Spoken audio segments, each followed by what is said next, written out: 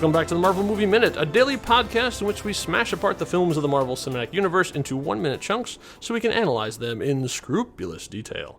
I'm Kyle Olson from the Road to Infinity podcast. And I'm Rob Cabasco, and I'm green with envy that we get to do this. So, we're here to talk about Minute 3 of Incredible Hulk. And once again, it is packed full of content. An entire movie is being told to us in the course of 3 minutes. But also incredible referencing. Yes. They really did a great job with this, and this is in the infancy again of the MCU. Yeah. So awesome stuff there, and again, just picks up. It's almost like the sequel to the first 120 seconds. Yes, this is almost like the next movie, and in a trilogy of Hulk movies. Or at least that was Act 1. Now we're into Act 2. Exactly. And so, this is when the stakes get raised. So we are firmly in the hands of Kyle Cooper. As I mentioned in the previous one, Kyle Cooper is the one who did the title sequence for this. He actually got a chance to go out and shoot a bunch of second unit stuff to put in, and most of what we're going to see in this is from that shoot. All the soldiers moving through, all that stuff was things that he got to shoot. Also, the big board, as we'll be seeing little clips of cards and strings and notes and all that stuff. That was a real board. They actually created that entire board, and it's one board. They created a big thing and then just took the camera really close and shot different pieces of it. Oh, that's so great. they cut all that printed out all those fake news articles, wrote them all up, tied them all together so that, nerds like us, when we went through and freeze framed it, would actually have something to look at. In a different life, that may be one of the coolest jobs, I think, is to be a graphic designer on a movie, like a project like this. Yeah. Where your job is, I want you to create General Ross's war room wall. Right. And you go, I can do that. Yeah, and have it consistent in the world. You have a blast. That's awesome. Yeah, to design all the different logos and fonts, and so first thing we see coming through is that explosion rocks a university. That university is Culver University. Why is it called Culver University? It's because the Culver Institute is where David Banner worked in the series. So we're still very much in the homages to the television series. Oh, cool. So we now get to see the Hulk is moving into the realm of lore. So we're seeing mentions of a green Sasquatch and sightings all over the place. So it's becoming, he's an urban myth at this point. Looking into the future, in the further ones, all the footage we see of the Hulk when they do archival footage is from this movie. So I think this movie is supposed to be the first time that the Hulk is ever captured on camera. So this missing movie we have, this one we're in the middle of now, that never really happened. There's no footage of the Hulk except for, weird grainy, but you don't get proper camera stuff until the events of the Incredible Hulk. And amusingly, because maybe one of the few things that I will say dates this movie. Okay. In that, if you were to watch it today, you'd say to yourself, well, wait, what do you mean? You have everybody your in cell the phone. world's got a how camera. Come there's no footage of the Hulk, right? Right. Well, and that's, I think, Black Panther. There's the scene where everyone's got their cameras out. They don't that doesn't really exist. Yeah. It's not real. This what is this privacy you speak of? I don't know this concept. Let's see. A book flashes by really quickly. That's the Inventory of Rare and Endangered Tracheophyta. I came as close as I could. Of Amazonia by Amanda Kirchhoff. That will be important later on. So plant that thing now, and we'll talk about it when it becomes important later on. First name that pops up we see is Kirk Petrocelli. He is the production designer. He is an old hand at this by this point. He had done the production design for Blade, Mystery Men, The Patriot, so it's not just comic book stuff. I know. Mystery Men. Right. What an awesome movie to work on. Well, yeah, but you think about the production design of this movie versus The Patriot versus Mystery Men versus Ghost Rider. Oh, that's a Fantastic job. Four: Rise of Silver Surfer. Oh. Kirk is good at his job. Oh, great. Nice. And this was a good one for them to land on. As we're seeing stuff flashing through, we see our first MCU connection, and it's Stark. Stark Industries are the ones who supply a weapon that is mounted on top of some Hummers, which we will see later on go in there. Hummers manufactured in South Bend, Indiana, one of my old stomping grounds. So what I love already, attention to detail, is I love that Stark logo is now a thing. Yeah. Like, that's it. And it never changes. Even it's not even that great of a logo, but that's okay, right? Like, it's classic. It's immediately identifiable. I love when they bring up the blueprint. I love this type of also foreshadowing Not only getting you into Stark, Yep. but here's a plot device that is going to be a very important plot device later on in the movie. Right here it is, and I love the fact that the Sonic canon has come back later on in later movies, in all different kinds of ways, which someday we'll get to in a future season. But Civil War, I think Iron Man 3, that I think is so great that you have that connection to the Iron Man. Yeah. And you see kind of that they are building a universe and it is interconnected. Iron Man had come out a month previously. Yeah, so awesome. it was probably, like we mentioned before, still in theaters at this point. So the two of them are very much overlapping. And so that means they had to be that closely coordinated during production. Well, that's so great because, again, for somebody who watches stuff like this, and I think a lot of people who are fans of this do, the fact that it's the exact same logo is awesome. Yeah. You immediately, because they could not have worked that close together, right? And they could have just designed their own Stark logo, and you would have said, "Oh, Stark," but it's not the same logo, right? It was Marvel Studios. Obviously this was their second project out of the gate. They were working with Paramount over on the Iron Man stuff, and working with Universal on this one. So it was some strange bedfellows there, because studios are not traditionally known for working well together, even though they're kind of just distributing it, but still, when they're putting up that much cash. Yeah, they're heavily invested. But really, kudos to everyone who was a part of making that happen. Yes. Because everything today is because of those early decisions. Yeah. Yes, because of the work these guys put into doing this exact kind of thing, we have what we have with Avengers Endgame, essentially. You would not have that without this. So this is like the genesis of it all, is right in these moments. In this minute. Exactly. Literally in minute 3. Okay, so the next name that pops up is Peter Menzies. Peter Menzies Jr. He is the director of photography. He worked on my favorite of the Die Hard sequels, Die Hard with a Vengeance, and 13th Warrior. Also, both of those very well shot. Die Hard with a Vengeance. That's not Die Hard 2, Die Harder? No, not Die Hard 2, Die Harder. With the airport? No, with the airport, no. The best sequel to Die Hard is Die Hard with a Vengeance in New York, with Samuel L. Jackson and Jeremy Irons running around in the heat of the city. We'll have to record another episode of the podcast with it. Deep dive into Die Hard. Never mind. Anyway, I would never do that with you, because that means I would have to watch the last Die Hard movie again, and I will never do that again. Die Hardist. Yes, I will not Die Hardist with you on that one. Okay. So he also was the director of photography on Lara Croft, both Lara Croft movies, where he actually crossed paths with Kirk Petruccelli, who was the production designer on both of the Lara Croft movies. Fantastic. Right? So his name comes up, Peter Menzies Jr., ACS. What does ACS stand for you? Well, I'm going to tell you. It stands for the Australian Cinematographers Society, because he is an Australian. So he's not an American cinematographer or something. He's from the Australian Cinematographers Society. Very nice. Right. Okay, so the much more names are coming by as we're seeing. I'm not going to get into all of the chase is on. Yeah, the chase is on. I'm not going to get into every single news clipping and that kind of stuff. I think we're getting the basically gist that Ross is hunting. It's a lot of Ross staring at boards, and then information will pop by and soldiers will go through. The next name that comes up in the titles is David Maisel. David Maisel is actually an unsung hero of the MCU, because he was the money guy.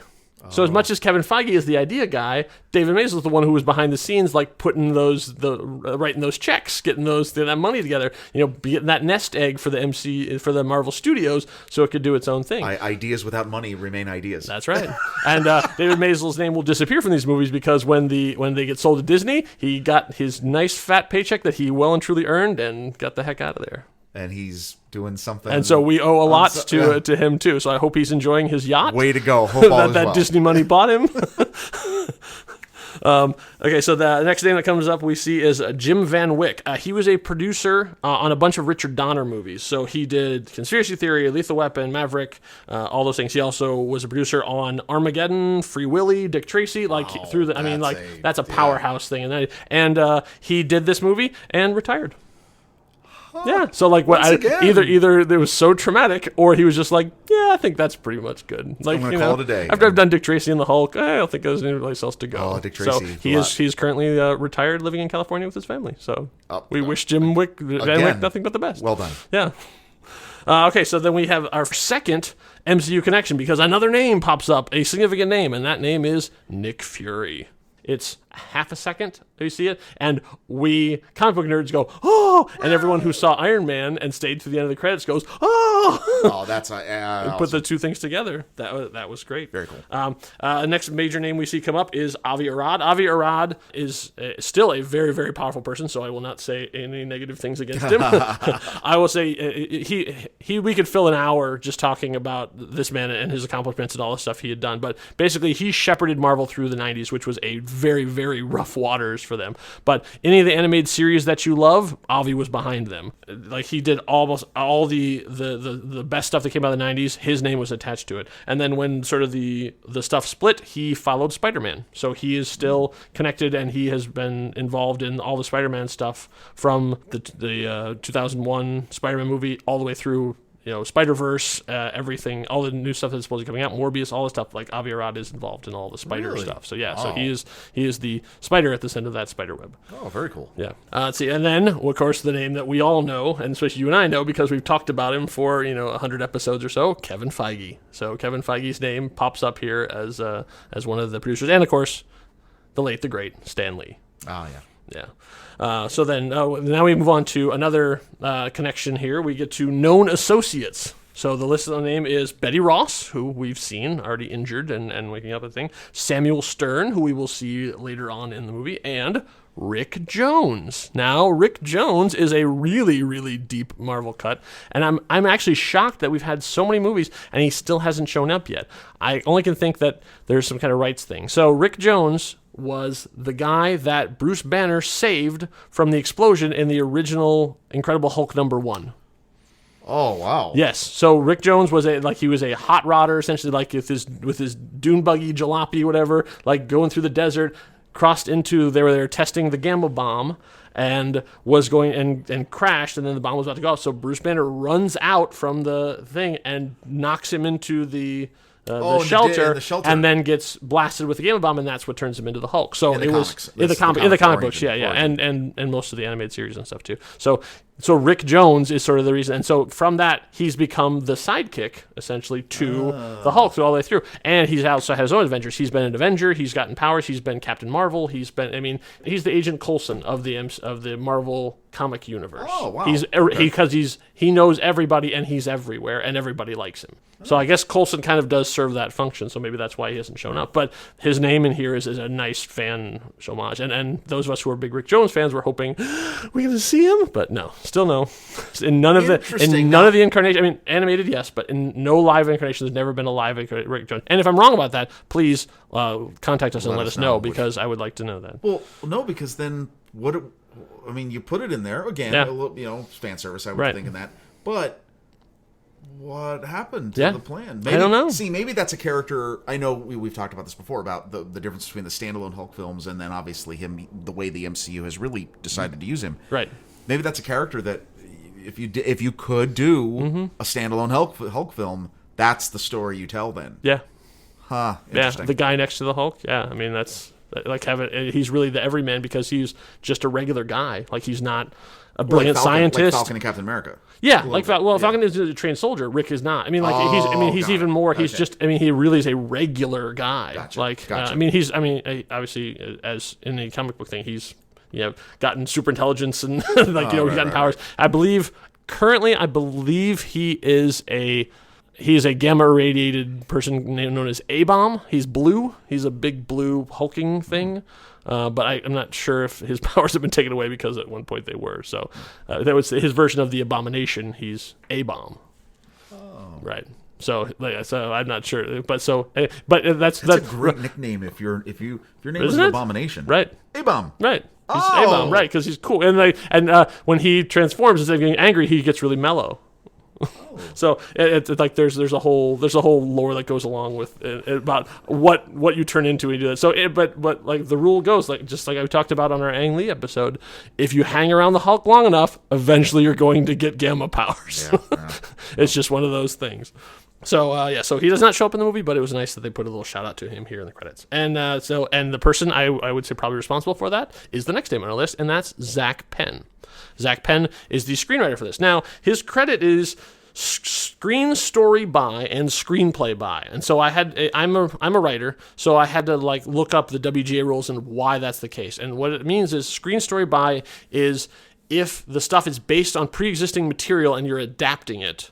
That's the screen story by. And then he also wrote the screenplay for this, so then he gets screenplay credit. So he's got 2 separate credits. They just put it into one thing. So because he didn't invent most of these characters, he's using them from pre-existing stuff, that's where the screen story by comes. I guess that's kind of archaic now. They just usually now give a separate credit to based on previously existing material or something and then just say screenplay. But at this time, they wanted to definitely have a thing saying like he did not invent these characters, even though there's some that he did.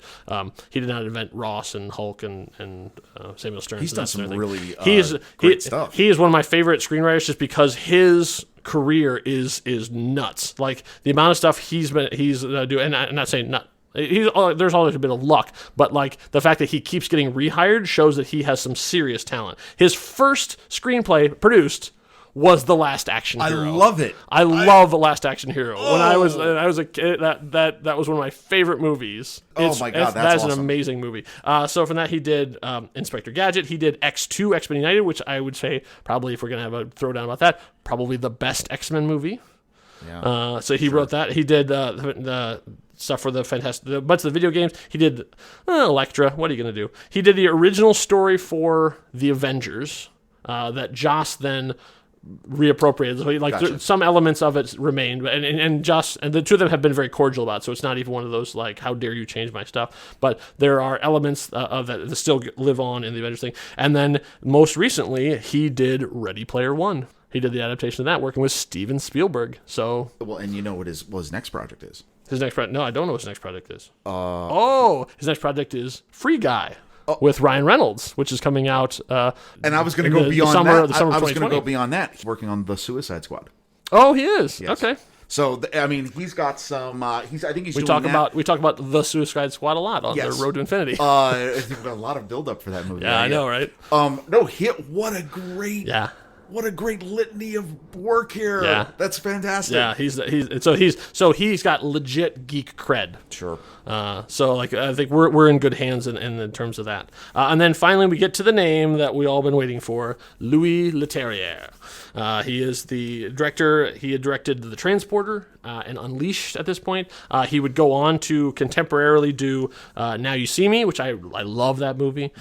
And also, oddly, interestingly, Dark Crystal: Age of Resistance. He directed every episode of that for Netflix. So he has a lot of different interests if you want to. I think he's a great action director. He's from the Luc Besson school, so he like comes from that sort of stable of directors. So he's and obviously still working today. So I don't know that there's certain directors you think of like kind of get into movie jail after certain things that don't do successful, and Incredible Hulk was successful, but not like hugely successful. So I don't know if it hurt or helped, but I think it's not. I was just listening to an interview with him, doing my research, and he's not ashamed of the movie at all, or he's very proud of what he had to do, even though there was a lot of sort of behind the scenes drama that we'll probably talk about as we go along. So then we end this minute on the metronome. The metronome used by Bruce Banner to keep time during his meditation. So that's it basically gets us through that minute. And wow, a lot has happened in that last minute, right? That Again, was what a great minute. Second movie. Yeah. That's amazing. So we've now caught up sort of to real time. So we know that that Bruce is isolated from everyone, that Ross is hunting him, that he has dropped off the grid. He has not been he's not been in contact with Betty at all. We see the failed contact come up in this one. He is totally isolated and in some place else. We don't know exactly where it is. And we know he is bearded. That probably to help his disguise, and that he has that, and so that's pretty much as far as this minute goes. What a great device too, using the metronome, sort of as like we time and slowing it down. Yes, like coming down now to real time. Really nicely done. Yeah, because in 3 minutes we have raced through an entire movie that didn't exist, and now we've caught up to the current movie. So now Incredible Hulk, the movie, really begins. Awesome, and we will talk about that on next episode when we talk about minute 4. We hope you've enjoyed this. If you are interested in supporting us to continue to make great podcasts, like this one and like all the other stuff that Next Reel does, you can become a supporter of us on Patreon. You can get access to shows early. You can watch live streams. You can see our pretty faces. I mean, who wouldn't want to do that for a small monthly fee? And there are treasures yet to be announced. That's true. So yeah, we've got some fun Hulk related stuff coming up for you, just for our Hulk fans. So you can find us go to thenextreel.com/Patreon and see about becoming a monthly Patreon supporters. We would appreciate that because we love doing this and we hope you love it as well. So thank you all for listening. We will be back to talk about minute 4 of The Incredible Hulk. Until then, I hope you had a smashing good time. See you next time, true believers. Bye.